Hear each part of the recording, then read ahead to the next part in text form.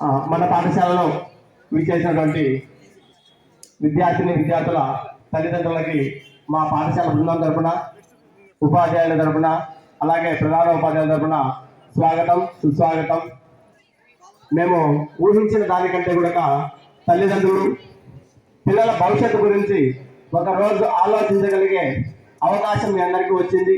ఆ అవకాశాన్ని సద్వినియోగం చేసుకుంటున్నటువంటి మీ అందరికీ కూడా మా పాఠశాల తరఫున అందరికీ ధన్యవాదాలు తెలియజేసుకుంటున్నాను. మీరు మీ పిల్లల భవిష్యత్తు గురించి ఒకరోజు ఆలోచిస్తున్నారంటే దానికి కారణం మీలో మీ పిల్లలని ఏ స్థాయికి తీసుకువెళ్ళాలి అన్న ఆలోచన ఉండబట్టే మీరందరూ కూడా మా ప్రధాన ఉపాధ్యాయులు పిలిచిన వెంటనే రావడం జరిగింది. దానికి మేము ప్రత్యేకంగా మీ అందరికీ కూడా మరొకసారి ధన్యవాదాలు తెలియజేసుకుంటున్నామండి. ముఖ్యంగా పిల్లల భవిష్యత్తు అనేది మనం అక్కడక్కడ సామెతల రూపంలో వినే ఉంటాం.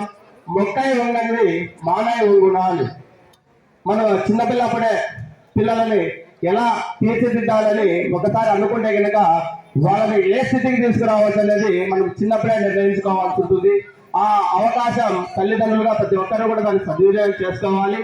అలా చేస్తేనే పిల్లలు పై చదువులకు వెళ్ళినప్పుడు ఎలాంటి ఇబ్బందులు లేకుండా ఉన్నతంగా రాణించడానికి అవకాశం అనేది ఉంటుంది.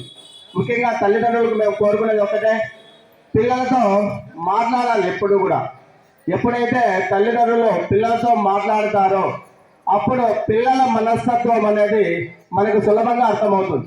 అప్పుడు పిల్లవాడి యాటిట్యూడ్ కావచ్చు, వాడి బిహేవియర్ కావచ్చు, వాడి సామర్థ్యం కావచ్చు, వాడి తెలివితేటలు కావచ్చు, ఏ అంశమైనా కూడా ఎప్పుడైతే పిల్లవాడితో మనం సమయం కల్పించుకొని ఒక 15 నిమిషాలు కానీ 20 నిమిషాలు కానీ మాట్లాడినప్పుడు మాత్రమే వారి యొక్క సామర్థ్యం అన్నది మనకు తెలుస్తుంది. ముఖ్యంగా మీకంటే మీ పిల్లల సామర్థ్యం మాకు బాగా తెలుస్తుంది. ఎందుకంటే పొద్దు నుంచి సాయంత్రం వరకు పిల్లలతో మేము కలిసే ఉంటాం. పిల్లల యొక్క అలవాట్లు కావచ్చు, అభిప్రాయాలు కావచ్చు, వాళ్ళ ఆలోచన తీరు కావచ్చు, మేము చక్కగా అర్థం చేసుకొని వాళ్ళు ఏ స్థాయికి వెళ్తారు, వాళ్ళ భవిష్యత్తు ఎలా ఉంటుందని మేము ఇక్కడే ఖచ్చితంగా ఊహించుకొనే ఉంటాం. మేము ఊహించుకున్న దానికి ఖచ్చితంగా భవిష్యత్తు వాళ్ళు ఆ స్థాయికి వెళ్తారు, దాంట్లో సందేహమేమీ లేదు. అదే పని తల్లిదండ్రులుగా మీరు కూడా చేసినట్లయితే వాళ్ళు ఇంకా ఉన్నత శిఖరాలకు వెళ్ళి స్థిరపడతారు. మన గ్రామానికి మీకు మంచి పేరు తీసుకొచ్చిన వాళ్ళు అవుతారు. మనం ఎప్పుడైతే పిల్లల పైన శ్రద్ధ పెట్టమో అప్పుడు ఆటోమేటిక్గా పిల్లవాడు దారి తప్పే అవకాశాలు చాలా ఎక్కువగా ఉంటాయి. ముఖ్యంగా నేను గమనించినది, మన పాఠశాలలో ఏ పిల్లవాళ్ళైతే క్రమశిక్షణతో బాగా చదువుకుని చదువులో రాణిస్తుంటారో అలాంటి తల్లిదండ్రులను చూసినట్లయితే ఖచ్చితంగా వాళ్ళు పిల్లల పైన ప్రత్యేకమైనటువంటి శ్రద్ధ పెట్టి వాళ్ళు ఏం చేస్తున్నారని ఖచ్చితంగా గమనిస్తూ ఉంటారు. ఆ విషయం మేము వాళ్ళ తల్లిదండ్రులు ఎప్పుడైనా పాఠశాలకు వచ్చినప్పుడు ఖచ్చితంగా మేము నికార్సుగా చెప్పగలుగుతాం. అందుకని తల్లిదండ్రులకు మరొకసారి మనం ఏమంటే, పిల్లలు ఏం చేస్తున్నారు, చదువుతున్నారా లేదా, ఇంటికి వచ్చిన తర్వాత ప్రతి ఒక్కరు కూడా రే చదువు అని ఒక మాట అనడం కానీ, ఏరా హోంవర్క్ ఇచ్చారా లేదా, చేస్తున్నావా లేదా, ఈ రోజు ఏం చేశారా పాఠశాలలో అని ఒక 4-5 ప్రశ్నలు అడగండి చాలు. ఆ పిల్లవాడిలో ఖచ్చితంగా మార్పు అనేది వస్తుంది. మనం ఎప్పుడైతే ఆ ప్రశ్నలు అడగమో అప్పుడు ఖచ్చితంగా వాళ్ళలో మార్పు అనేది రాకుండా ఉండడానికి అవకాశం ఎక్కువగా ఉంటుంది.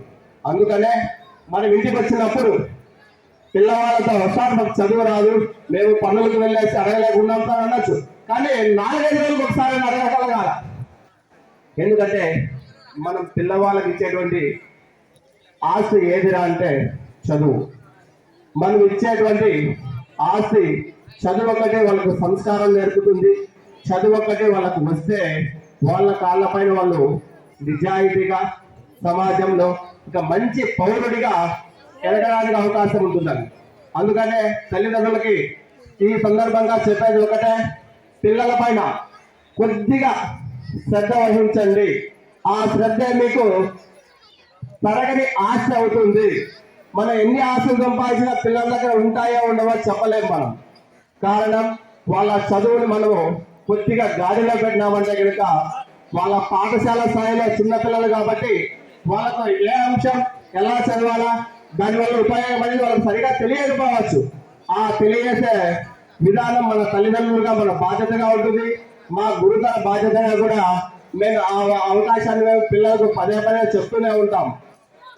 ఎందుకంటే వాళ్ళు పాఠశాల స్థాయి విద్యార్థులు ఆలోచన సామర్థ్యం తక్కువగా ఉంటుంది, భవిష్యత్తు ఎలా ఉంటుందనేది వాళ్ళకి తెలియదు.